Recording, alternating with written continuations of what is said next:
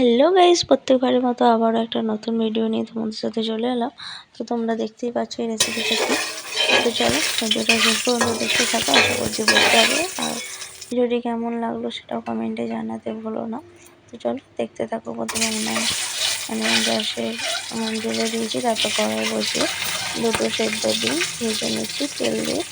তো লবণ আর হলুদ দিয়ে দিচ্ছি অল্প পরিমাণ, আর সামান্য লঙ্কার গুঁড়ো দেবো, দিয়ে ডিমটা বেশ ভালোভাবে ভেজে নেব।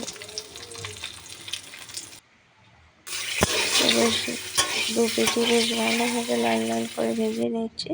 ডিমটা ভাজা হয়ে গেলে ডিমটা তুলছি না, সাইডে আলু দিয়ে দিচ্ছি 3-4 পিসের মতো। তারপর আলু আর ডিম বেশ ভালোভাবে ভেজে নিয়ে ওই কড়াই তেলেতেই তেজপাতা, শুকনো লঙ্কা, 5 ফোড়ন আর সামান্য পরিমাণ চিনি দিয়ে দিচ্ছি।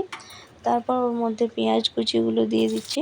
তো পেঁয়াজ কুচিগুলো দিয়ে লবণ দিচ্ছি না, কিন্তু পেঁয়াজটা ওতেই ভেজে নেবো বেশ ভালোভাবে। আর চিনিটা দেওয়ার কারণে পেঁয়াজগুলো খুব সহজেই ব্রাউন কালারটা চলে আসে, বেশি টাইম লাগে না, নরম যায়। তো চলো, এটা একটা নতুন টিপস দিলাম তোমাদেরকে, আমি আগে জানতাম না, আমি ইউটিউব থেকেই দেখেছি। আর ওর মধ্যে দিয়ে দিয়েছি আদা রসুনের পেস্ট। তারপর একে একে গুঁড়ো মশলা দেওয়ার পালা। তো হলুদ গুঁড়ো, লঙ্কা গুঁড়ো, জিরে গুঁড়ো, সব কিছু গুঁড়ো মশলা ওর মধ্যে একে একে অ্যাড করে দিচ্ছি। তারপর মশলাটা বেশ ভালোভাবে কষিয়ে নিচ্ছি, আর টমেটো কুচিটা ওর মধ্যে দিয়ে দিয়েছি। তারপর মশলা বেশ ভালোভাবে কষানো হয়ে যাওয়ার পর ডিম আর আলুটা ওর মধ্যে দিয়ে দিচ্ছি, দিয়ে আরও বেশ কিছুক্ষণ ভালোভাবে কষিয়ে নেব।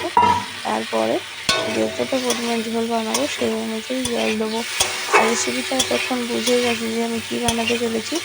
ডিম আলু দিয়ে ঝোল, ডিমের ঝোল যেটা বলে, তো সেটাই বানাতে চলেছি। তোমরা আশা করছি ভিডিওটা ভালোভাবে বুঝতে পারলে। আর ভিডিওটি ভালো লাগলে অবশ্যই লাইক, কমেন্ট, শেয়ার করে দিও। আর যারা আমার চ্যানেলে নতুন রয়েছে তারা আমার চ্যানেলটি সাবস্ক্রাইব করে দিও, পাশে থাকা বেল আইকনটি ক্লিক করে দিও, যাতে নেক্সট ভিডিও খুব তাড়াতাড়ি তোমাদের কাছে পৌঁছে যায়।